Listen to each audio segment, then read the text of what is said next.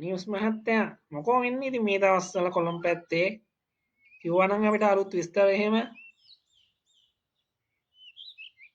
කරලා වැඩක් නෑ මල්ලිට කියන්න මං ඊයේ වැඩ ඇරලා ගෙදර එද්දි අද උදේ 3යි ඈ කෝච්චි ස්ට්‍රයික් නේ මාර වැඩ තමයි වෙන්නේ මල්ලි කොළඹ පැත්තේ මේ දවස්වල කවුද හිතුවේ ඈ මේ ආණ්ඩුව ආවට පස්සේ ස්ට්‍රයික් එකේ කියලා හැබෑවට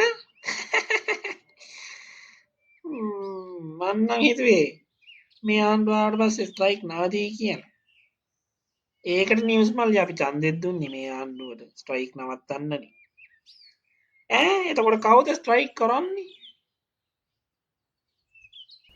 මෙහෙමනේ සිරිවිරිස් මල්ලී ඒගොල්ලෝ බලය නැතිකොට බලය ගන්න ඒ තියෙන ආණ්ඩුව කඩාකප්පල් කරන්න ස්ට්‍රයික් කරනවා.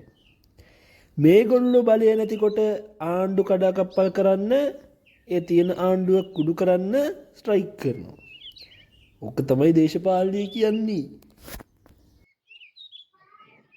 ඒකත් මාර පාලනයක් නේ නිවුස් මහත්තයෝ. අන්තිමට දැලින්නේ ඉතින් දෙපැත්තටම මාරුවෙන් මාරුවට ඡන්දෙ දාන අපි තමයි. වෙන මොකෝ වෙන්නේ ඉතින් ওই පැත්තේ? අන්න අර මහින්දානන්ද අත්තරංගොඩ ගන්නවලු. ඒ මක්කටයි මහත්තයෝ. පොරෙක් කියලා කිව්වනම් තමයි හැබැයි.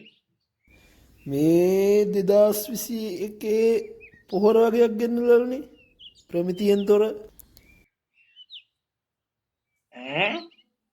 කලින් ලොකු හොරගම්නේ මහත්තයෝ මු කරා කිව්වේ. මේවා මදීනේ මහත්තයෝ. පොඩ්ඩක් ඉන්නකො සිරිබිරිස් මුලින් කොහෙන් හරි දැල දානවා. හිමීට ලොකු ඒවා අල්ලයි. ලොකුවට කරපුව අහුවෙන්න කරනවා පොඩි තැනින් තමයි අල්ලන්න පටන් ගන්නේ. හැබැයි මහත්තයෝ අපි නම් හිතන් හිටියේ ආපු ගමන් මේ හොරෝ ඔක්කොම ඇතුලේ කියලා මේ වෙද්දි හොරගම් කරව සල්ලිත් අපිට හම්බලා කියලා අපි නම් හිතන් හිටියේ. ඔහේ ලව ඔහොම හිතුවේ නැත්තම් මුන්දලට මෙච්චර මිනිස්සු ඡන්ද දෙයි ඈ.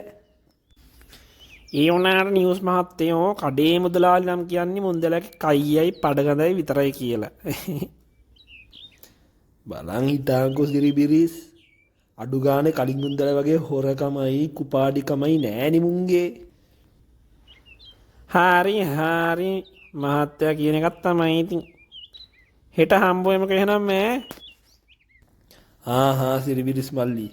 ඔහොම මොය සබස්ක්‍රයිබ් බටන් එකයි ලයික් බටන් එකයි ෂෙයා බටන් එකයි ඔබන්නකෝ හෙට එන හම්බුවෙමු ඈ.